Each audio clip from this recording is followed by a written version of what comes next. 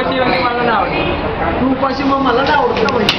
ठीक आहे भाई, तुझ्यासाठी मी एवढी माझ्यासाठी तेवढं जेवतो. अस्वलच बिल भरणार आता. बिल मी पे करतो. चल Pushkar Actually is paying 5,000 rupees, not less than 4,000. 5,000 or 10,000, 12 lakhs. Whatever it is. Whatever it is, I will pay the bill. I have the. I am going back. जो बाहेर पाहिजे बाहेर 100